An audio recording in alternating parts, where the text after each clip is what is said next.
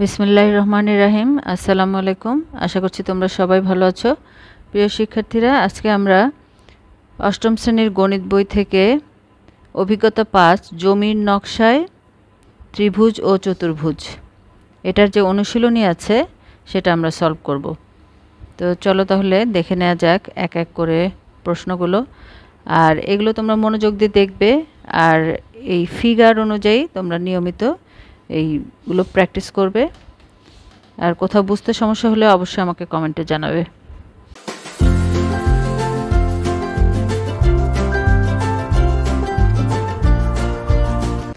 তাহলে প্রথম প্রশ্নটি দেখে নেওয়া যাক।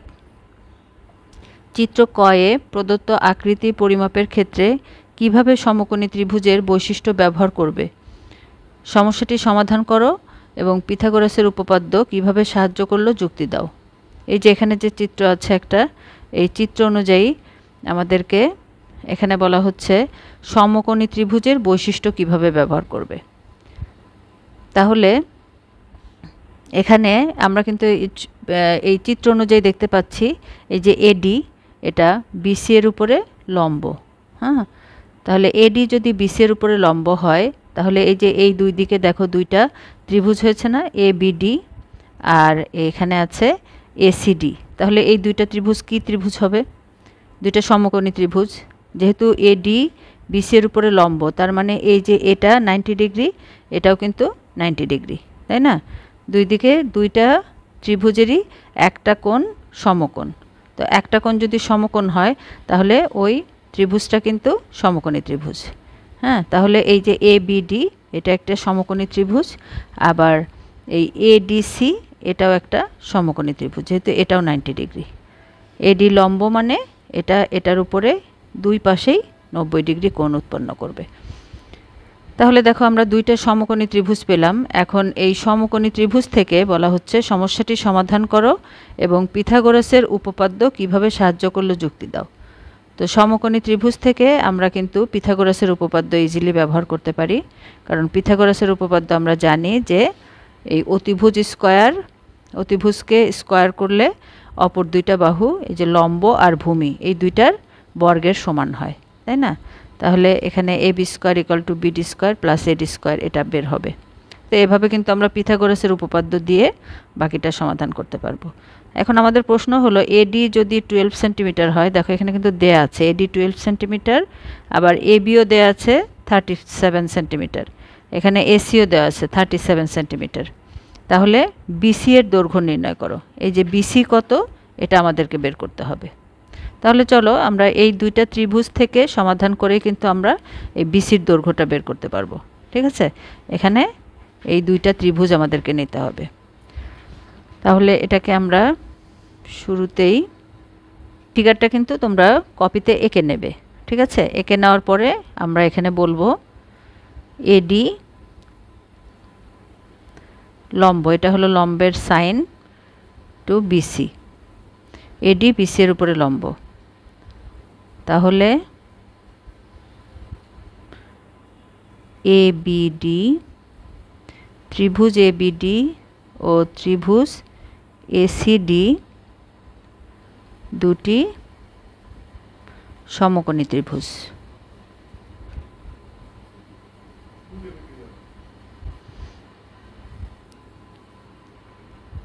এখন এই দুইটা যেহেতু সমকোণী ত্রিভুজ, তাহলে এখান থেকে কিন্তু আমরা সমকোণী ত্রিভুজ দুইটা থেকে আমরা দেখো কিভাবে এই সমকোণী ত্রিভুজ দুইটাকে আমরা সর্বসম প্রমাণ করব। তাহলে এখান থেকে আমরা এখানে angle ADB equal to angle ADC equal to 90 degree. এই যে এই দুইটা কোণ, এটা 90 ডিগ্রি, আর এটা যদি 90 ডিগ্রি হয় যেহেতু সমকোণী ত্রিভুজ, আর দেখো এখানে এই দুইটাও কিন্তু সমান। যেহেতু সমান কেন, এই যে এটাও 37 এটাও 37 সেন্টিমিটার, তাহলে দুটোই সমান। তাহলে আমরা এখানে কি বলতে পারি, অতিভুজ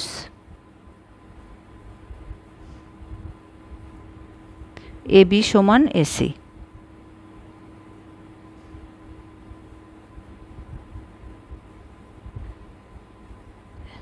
তাহলে ত্রিভুজ এডিবি ত্রিভুজ এডিসি। তাহলে যেহেতু এই দুইটা সর্বসম, ত্রিভুজ যখন দুইটা সর্বসম হয় সেই দুইটা ত্রিভুজের সাইডগুলো কিন্তু ওভাবেই সমান হয়। তাহলে আমরা কি বলতে পারি, দেখো এটা সমান, এটা তো আমরা জানি, আর এটা তো 12 সেন্টিমিটার আছে, তাহলে আমরা এখানে বলতে পারি বিডি সমান সিডি, যেহেতু দুইটাই সর্বসম। তাহলে বিডি ইকুয়াল টু সিডি। এটা আমাদের কেন লাগলো, কারণ এটা আমাদের দেখো আমাদের বিডি প্লাস সিডি এই দুইটা মিলেই কিন্তু বিসি আমাদেরকে বের করতে হবে, ঠিক আছে। এই জন্য আমরা বিডি ইকুয়াল টু যে সিডি এটা আমরা বের করে নিলাম। এখন আমরা এই যে কোনো একটা ত্রিভুজ নিব, ঠিক আছে, আইদার এবিডি নিব অথবা এই এসিডি নিব।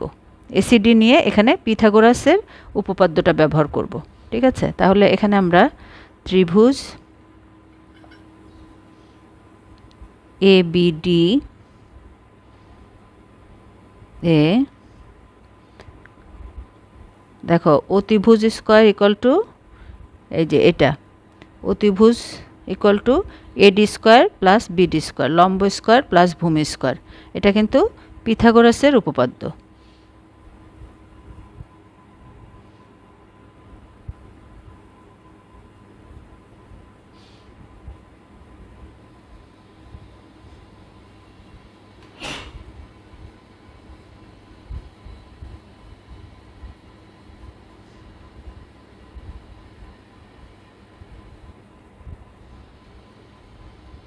এখন দেখো এর মানগুলো কিন্তু দেয়া আছে। এবির মান আছে 37 স্কোয়ার, এডি দেওয়া আছে 12 স্কোয়ার, আর বিডি দেয়া নাই।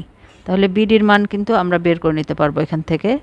তাহলে BD square equal two 37 square minus 12 square. এটা ক্যালকুলেশন করলে এটা পাবো।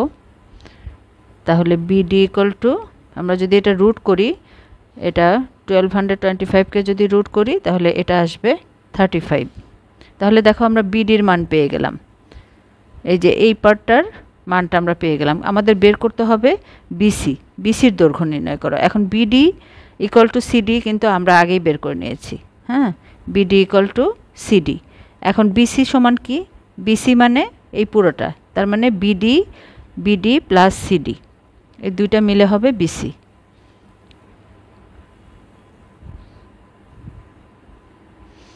তাহলে এখানে আমরা বলতে পারি এখন BC equal to BD plus CD, BD plus CD মানে কিন্তু বিডি।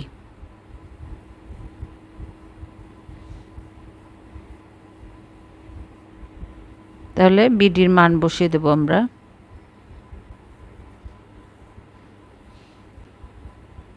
সেন্টিমিটার, এটাই আনসার।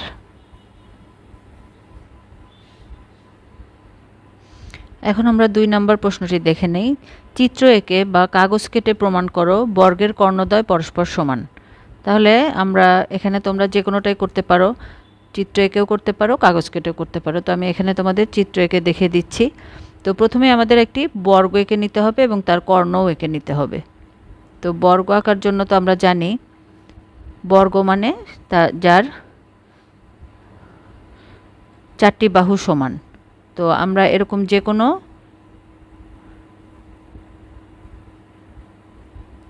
যে কোনো মেজারমেন্টে 4টি বাহু সমান এরকম একটি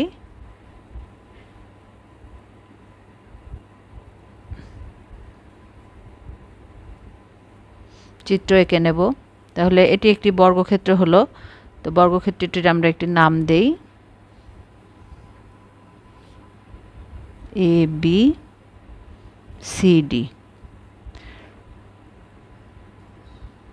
তো আমরা এখানে কর্ণ এঁকে নেব, এই একটি কর্ণ,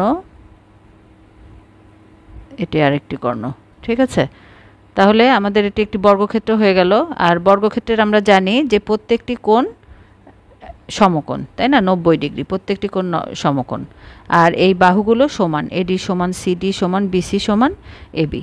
এখন আমাদেরকে যেটা বলা হয়েছে প্রুফ করতে হবে বর্গের কর্ণদ্বয় পরস্পর সমান, মানে এই যে কর্ণ এসি আর বিডি এই দুইটা সমান।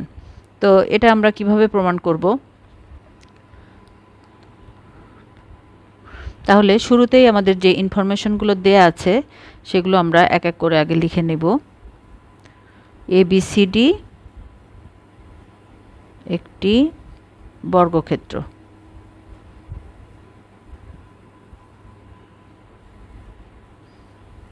AC O BD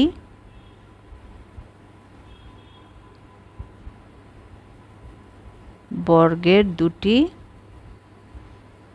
Karna.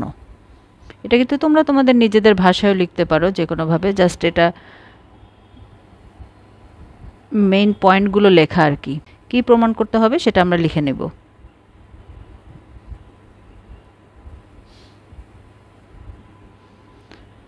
Karna AC equal to BD.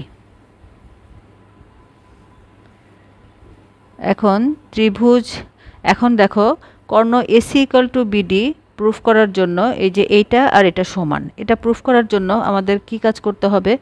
আমরা যে কোনো দুইটা এখানে দেখো কতগুলো ত্রিভুজ আছে, এই যে এই একটা ত্রিভুজ, আবার এখানেও একটা ত্রিভুজ, তাই না? তারপরে এই যে এদিকে আর একটা ত্রিভুজ, চার রকম ত্রিভুজ আমরা এখানে দেখতে পাচ্ছি। তারপরে ছোট ছোটগুলোও ত্রিভুজ। এখন আমরা এমন দুইটা ত্রিভুজ নিব যে দুইটা ত্রিভুজের মধ্যে এই এসি কর্ণ আর বিডি কর্ণ থাকবে। তাহলে দেখো আমরা যদি এই যে ত্রিভুজ এডিসি নেই আর ত্রিভুজ বিসিডি নেই, তাহলে দুটার মধ্যে কিন্তু একটার মধ্যে এসি আর একটার মধ্যে বিডি কর্ণ আছে। ঠিক আছে, তাহলে এই দুইটা ত্রিভুজ নিলে এটা একটা আর এটা একটা, এই দুইটা ত্রিভুজ নিয়ে আমরা যদি এখানে পিথাগোরাসের থিওরেম অ্যাপ্লাই করি তাহলে দেখবে এই কর্ণ দুইটার মধ্যেই কিন্তু দেখো একটা বাহু কমন। আমরা এরকম দুইটা ত্রিভুজ নিব যেটার মধ্যে একটা বাহু কমন, যাতে আমরা এই দুইটা ইকুয়েশন থেকে একটা সলিউশন পেতে পারি। এইটা আমাদেরকে একটু চিন্তায় রাখতে হবে। ঠিক আছে, যে আমি এমন দুইটা ত্রিভুজ নেব না যেটার মধ্যে কোনো কমন বাহু নাই, তাহলে এটা বের করা কঠিন হয়ে যাবে। তাহলে এখানে দেখো সিডি কিন্তু দুইটার মধ্যেই আছে, তাহলে এই জন্য আমরা এই দুইটা ত্রিভুজকে নিচ্ছি। তো এখানে এই দুইটা ত্রিভুজের মধ্যে আমরা পিথাগোরাসের উপপাদ্যটা ব্যবহার করব। তাহলে এখন ত্রিভুজ এসিডি একটি সমকোণী ত্রিভুজ।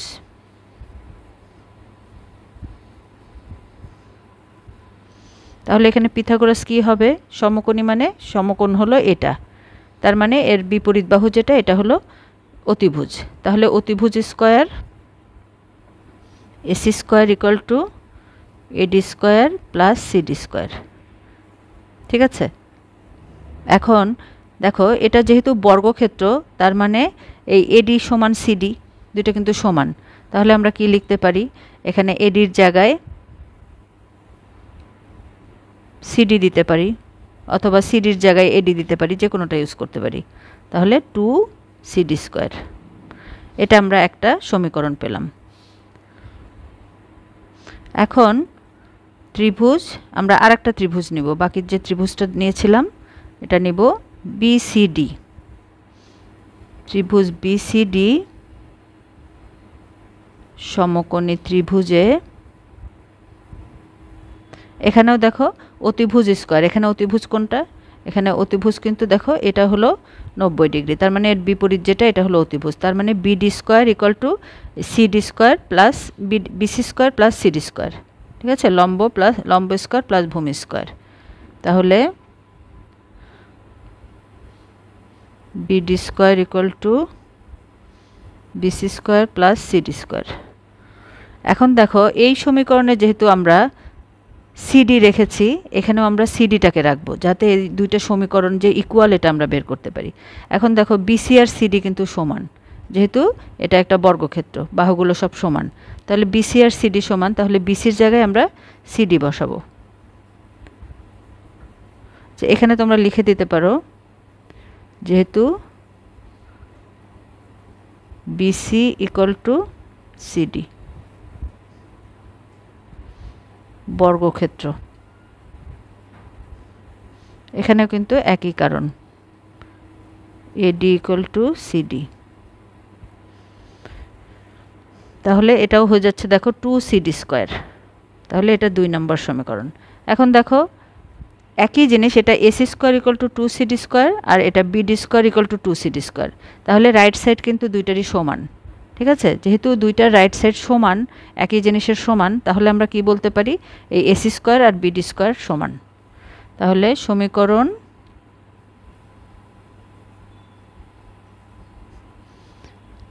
1 ও 2 থেকে পাই ac square equal to bd square. এখন আমরা যদি স্কোয়ারটাকে উঠিয়ে দেই তাহলে কি হবে, ac ইকুয়াল টু bd। দেখো ac আর bd কিন্তু কর্ণ, তাহলে আমরা কিন্তু পেয়ে গেলাম ac ইকুয়াল টু bd। এটাই কিন্তু আমাদের প্রমাণ করতে হবে যে কর্ণ দুইটা সমান, বর্গের কর্ণদ্বয় সমান। তাহলে কিন্তু আমরা প্রমাণ করে ফেললাম, ঠিক আছে। তাহলে এটা আমরা লিখতে পারি, অতএব বর্গের কর্ণদ্বয় পরস্পর সমান, প্রমাণিত। জিওমেট্রি কিন্তু বোঝার জিনিস, এটা যদি তুমি বুঝতে পারো, রুলসগুলো জানা থাকে, তো এখানে এই যে সমকোণী ত্রিভুজ প্লাস তোমার পিথাগোরাসের উপপাদ্য, এইগুলো কিন্তু ব্যবহার করে খুব সহজেই আমরা এই সলিউশনগুলো বের করতে পারি। জাস্ট বুঝে নেবে যে কোন জিনিসটা কখন বের করতে হবে, কিভাবে বের করতে হবে। এখানে তোমরা এটা যে আমরা পিথাগোরাস থিওরেম ব্যবহার করেছি এটাও লিখে দেবে, পিথাগোরাসের উপপাদ্য। প্রত্যেকটা জাস্টিফিকেশন লিখে দেবে যে কোনটা কোত্থেকে তোমরা পাচ্ছ, এটা কিন্তু খুবই জরুরি।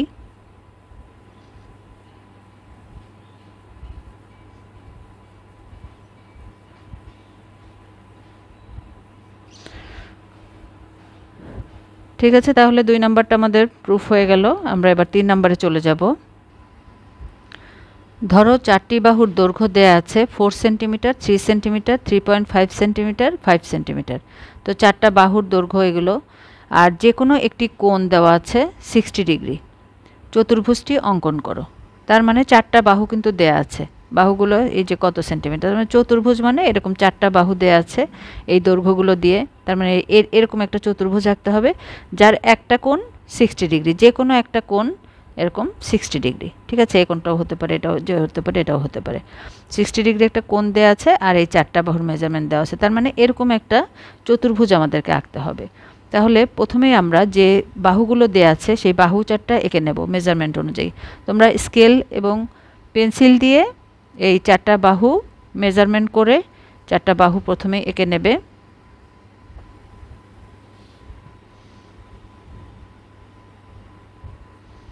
প্রথম বাহুটা এভাবে 4 সেন্টিমিটার এঁকে নিলাম, তারপরটা 3 সেন্টিমিটার,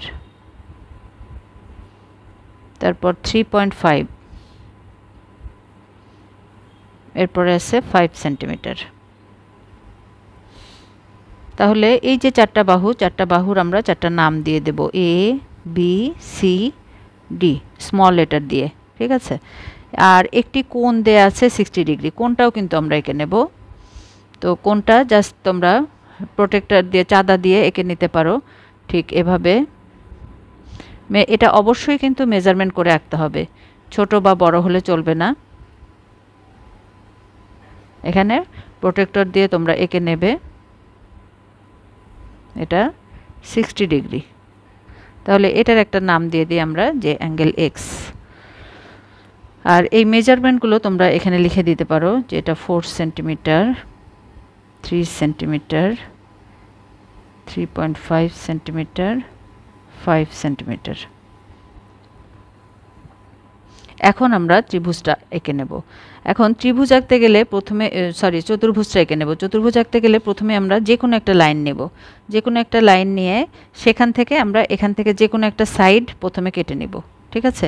আর এই যে অ্যাঙ্গেলটা দেয়া আছে এই অ্যাঙ্গেলের সমান করে এই পয়েন্টে অথবা এই পয়েন্টে একটা অ্যাঙ্গেল এঁকে নেব, ঠিক আছে। এই কোণটা এঁকে নেব 60 ডিগ্রি। কোণটা আঁকার পরে এই যে আমরা একটা লাইন পাবো, এখান থেকে আমরা আরেকটা বাহু কেটে নেব, এই যে কোনো একটা বাহুর দৈর্ঘ্য থেকে এখানে আরেকটা বাহু কেটে নেব। তারপরে দেখো এই একটা পয়েন্ট, এই একটা পয়েন্ট, এই দুইটা পয়েন্ট থেকে বাকি দুইটা বাহু বাকি দুইটা বাহুর মেজারমেন্ট করে এখানে যদি আর্ক আঁকি, জয়েন করি, তাহলে কিন্তু আমরা একটা চতুর্ভুজ পেয়ে যাব।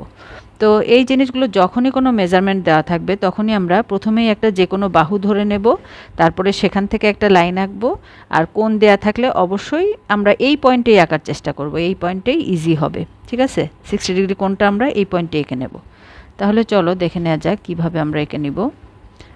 তো শুরুতে আমরা একটা লাইন নিয়ে নিচ্ছি।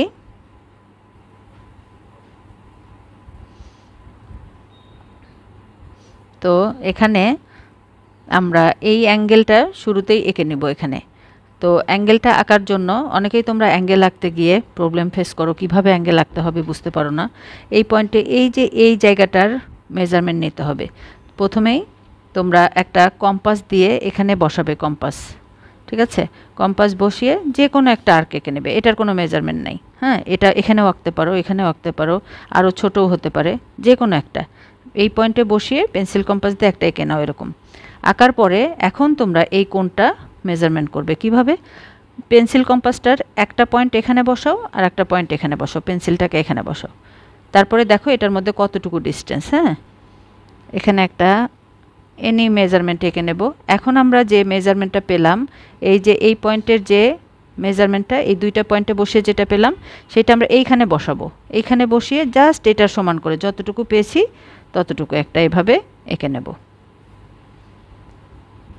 এই তাহলে এখন আমরা এই যে পয়েন্টটা পেলাম এই পয়েন্টটাকে আমরা জয়েন করে দেবো এভাবে। ঠিক আছে, তাহলে এখানে কিন্তু আমাদের 60 ডিগ্রি অ্যাঙ্গেল আঁকা হয়ে গেল। মেজারমেন্টটা নেওয়ার নিয়মটা কিন্তু ভালো করে মাথায় রাখবে। জাস্ট এই পয়েন্টটার মেজারমেন্ট নিতে হবে। কম্পাসের দুইটা পয়েন্ট দুই জায়গায় বসাবে, বসিয়ে যেটা পাবে সেটাই এই জায়গায় বসিয়ে এখান থেকে এখানে একটা আর্ক আঁকবে। ঠিক আছে,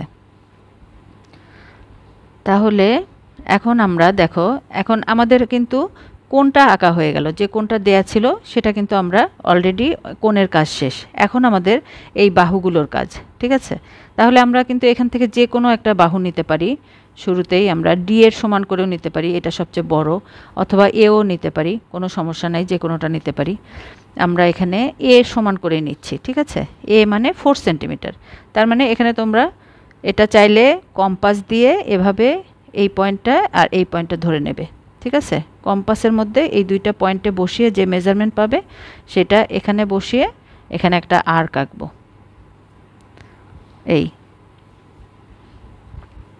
এটার আমি একটা নাম দিয়ে দিচ্ছি বিই। আর্কটা এখানে সি পয়েন্টে বিসি কেটে নিলাম। ঠিক আছে, এটা 4 সেন্টিমিটার মানে এ বাহু, তাহলে এটার নাম দিয়ে দিলাম এ বাহুর সমান করে বিসি কেটে নিলাম। আবার বি পয়েন্ট থেকে একইভাবে এই যে বি এর সমান করে 3 সেন্টিমিটার এটার সমান করে, তাহলে এই বি থেকে এখানে আরেকটা কেটে নেব। ঠিক আছে, এখানে এটা আমরা পাবো বি এ নাম দিলাম, এটা বি এর সমান করে কেটেছি। এখন এ বি এর কাজ শেষ, এবার সি আর ডি নিব। ঠিক আছে, এই সি এর মেজারমেন্ট নিয়ে যে কোনো পয়েন্ট এখান থেকে অথবা এখান থেকে, সি পয়েন্ট থেকে অথবা এ পয়েন্ট থেকে আমরা দাগ দিব। তাহলে আমরা যদি সিটা এখান থেকে নেই, হ্যাঁ, এখান থেকে নিলে আমরা এভাবে দাগ দিব।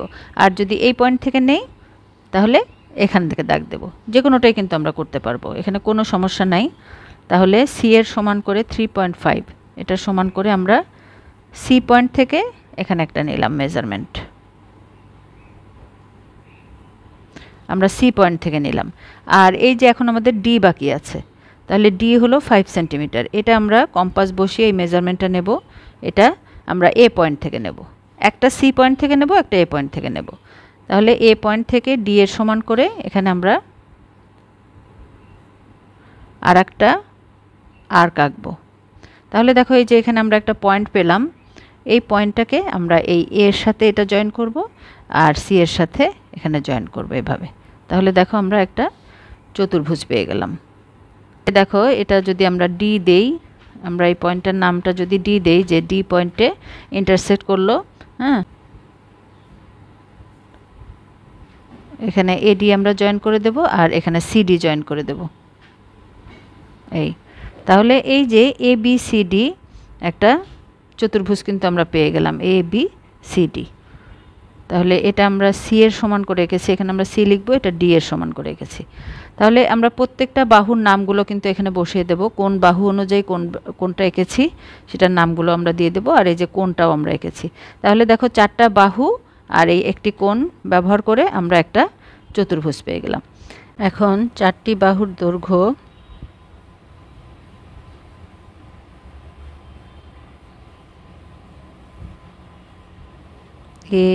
ABCD যথাক্রমে 4 সেন্টিমিটার, 3 সেন্টিমিটার, 5 সেন্টিমিটার এবং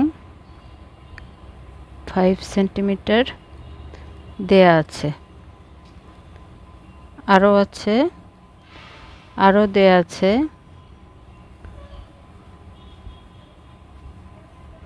angle x equal to 60 degree.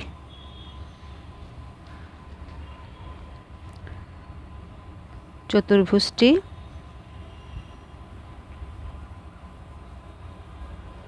অঙ্কন করতে হবে।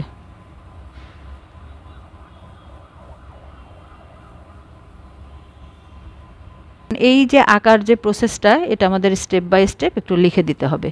তো আঁকার স্টেপগুলো কি হবে? তাহলে অঙ্কনের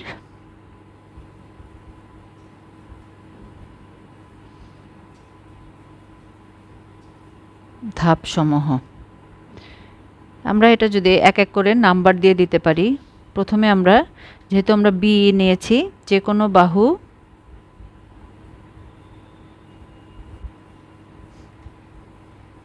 বিই নেই, BC ইকুয়াল টু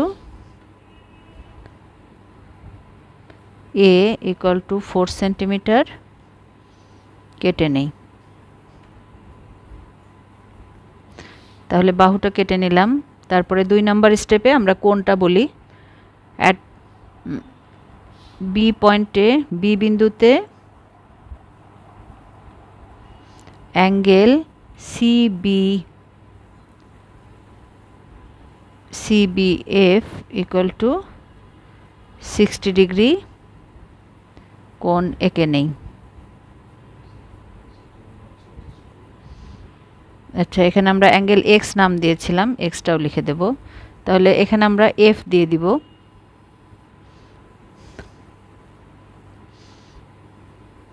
তারপর 3 নাম্বার পয়েন্টে আমরা যেটা করেছিলাম, এই যে এটা সমান কেটে নিয়েছিলাম, এই বি এ সমান বি ইকুয়াল টু 3 সেন্টিমিটার কেটে নিয়েছিলাম।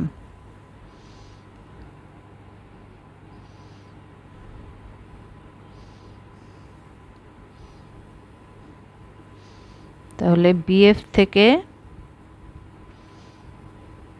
BA সমান B ইকুয়াল টু 3 সেন্টিমিটার কেটে নেই। এখন 4 নাম্বার হলো, আমরা এই 2টা পয়েন্ট থেকে একবারে লিখব যে A পয়েন্ট থেকে D এর সমান করে আর C পয়েন্ট থেকে C এর সমান করে 2টি আর্ক এঁকে নেই।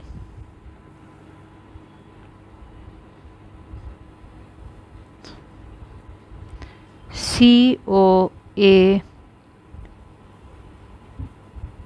বিন্দু থেকে যথাক্রমে C ও D এর সমান দৈর্ঘ্য নিয়ে একই দিকে 2টি বৃত্তচাপ আঁকি।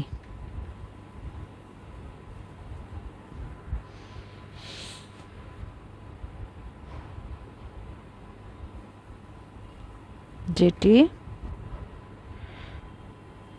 ডি বিন্দুতে মিলিত হবে। তারপর 5 নাম্বার স্টেপে এখন এ ও ডি এবং সিওডি যোগ করি, তাহলে ABCD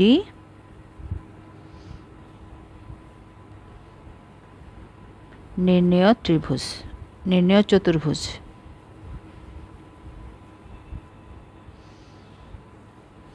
এই হলো আমাদের স্টেপ। আমাদের এই ধরনের এগুলোতে কিন্তু প্রমাণের প্রয়োজন হয় না, প্রমাণ দেখানোর প্রয়োজন নেই, শুধুমাত্র আমাদের অঙ্কন দেখালে চলবে, যেহেতু বলা হয়েছে চতুর্ভুজটি অঙ্কন করো। ঠিক আছে, তাহলে এখানে চতুর্ভুজটি অঙ্কন করে দেখালো হলো। আশা করছি তোমরা বুঝতে পেরেছো, আর বুঝতে না পারলে একবারের কাছে বারবার দেখবে।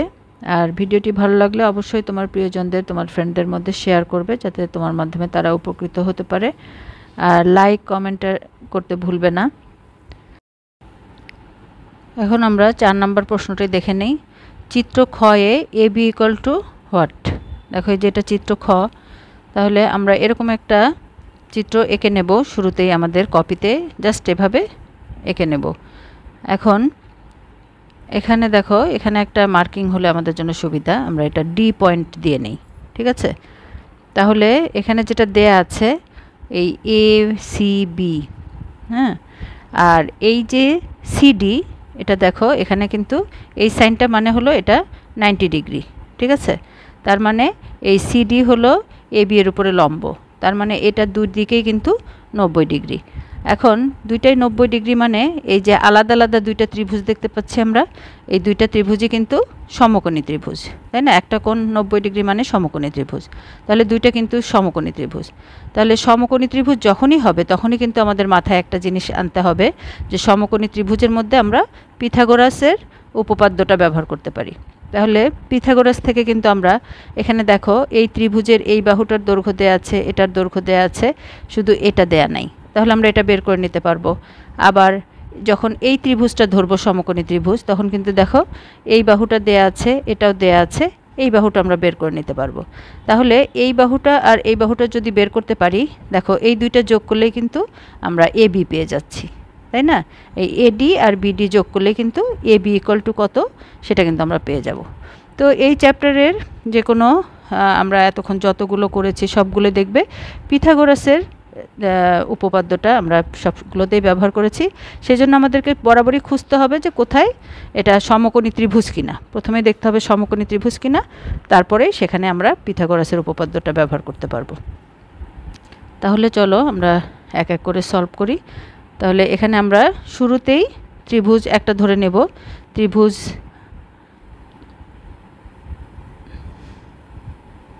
BCD, প্রথমে আমরা BCD নেই, BCDA angle D equal to 90 degree, therefore BC square equal two, এটা যদি 90 ডিগ্রি হয় তাহলে এটাই কিন্তু তোমার অতিভুজ, তাহলে অতিভুজ স্কয়ার ইকুয়াল টু ভূমি স্কয়ার প্লাস লম্ব স্কয়ার। তাহলে আমরা এখানে লিখতে পারি BC square equal to BD square plus CD square.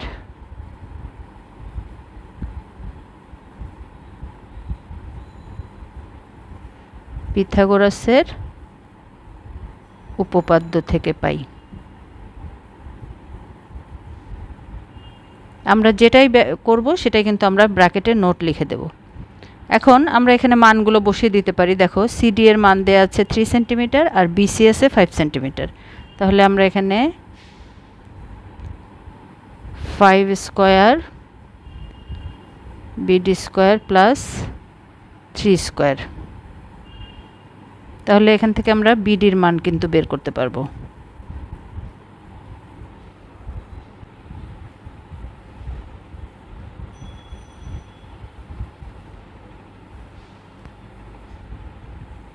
তাহলে BD সমান কত হবে, এটাকে রুট করলে আমরা পাবো 4 সেন্টিমিটার, তাহলে BDর মান আমরা পেলাম। এখন আমরা যদি এই ADর মান বের করতে পারি, ADর মান বের করে BDর সাথে যোগ করে দিলে ABর ভ্যালু পেয়ে যাব। তাহলে আমরা AD, এখন আমরা এই ত্রিভুজটা ধরব ACD,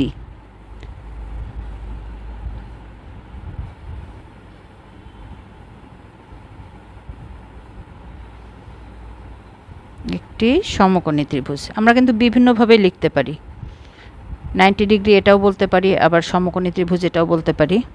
therefore AC square equal two মানে অতিভুজ স্কোয়ার প্লাস এডি স্কোয়ার। ঠিক আছে, অতিভুজ এখানে এসি, তাহলে এসির মান কিন্তু দেয়া আছে। এখানেও আমরা পিথাগোরাসের উপপাদ্য এটা লিখে দেব।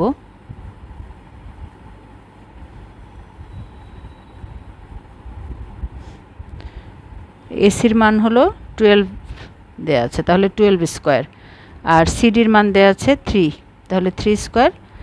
এখন আমরা এডির মানটা এখান থেকে বের করে নেব।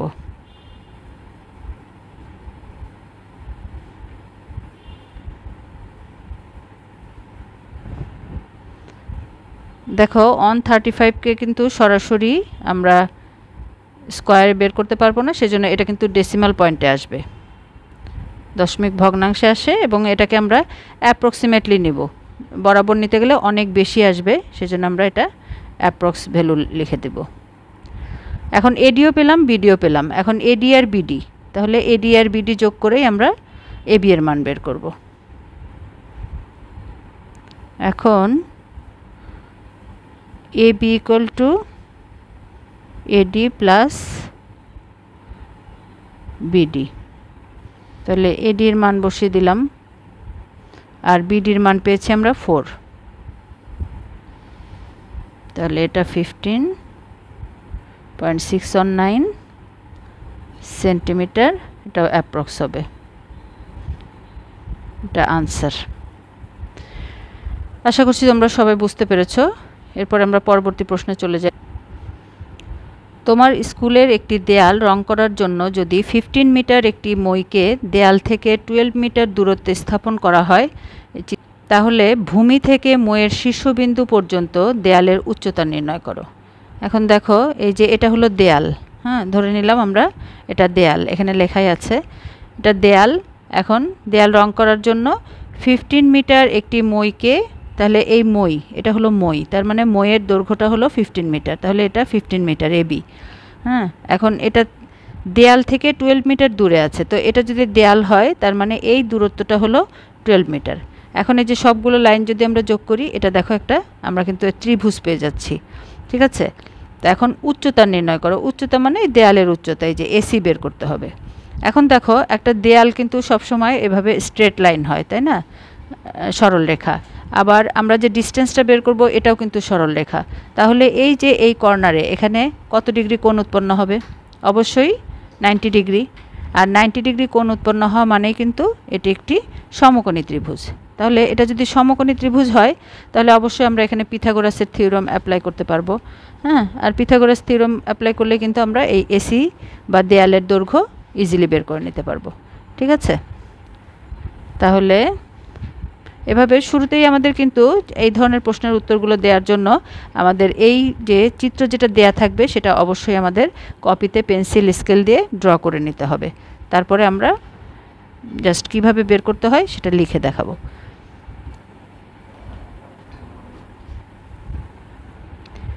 তাহলে ত্রিভুজ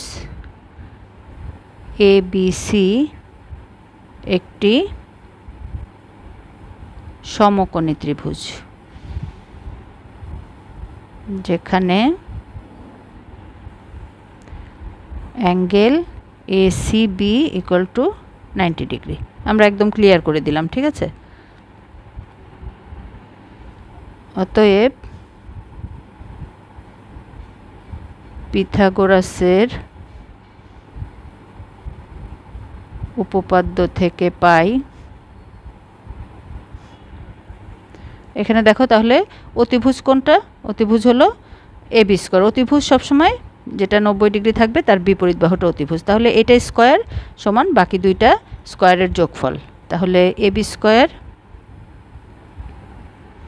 equal to AC square plus BC square.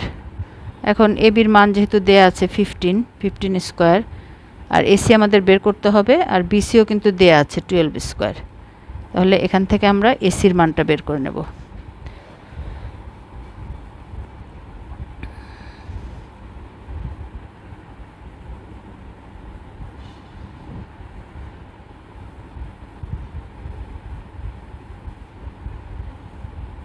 AC equal to √81 equal to 9 metre. তাহলে এসি কিন্তু দেয়াল, তাই না?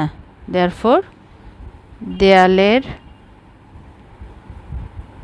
উচ্চতা এসি ইকুয়াল টু 9 মিটার। এটা আমাদের উত্তর। আশা করছি তোমরা বুঝতে পেরেছো। আজকে তাহলে এই পর্যন্তই। ভিডিওটি তোমাদের ভালো লেগে থাকলে অবশ্যই প্রিয়জনদেরকে শেয়ার করবে, এবং যাদের কোনো প্রবলেম আছে তারা অবশ্যই কমেন্টে আমাকে জানাবে। আর যখন শেখা হয়ে যাবে তখন অবশ্যই ডান লিখে জানাবে, আর লাইক দিতে ভুলো না। আল্লাহ হাফেজ।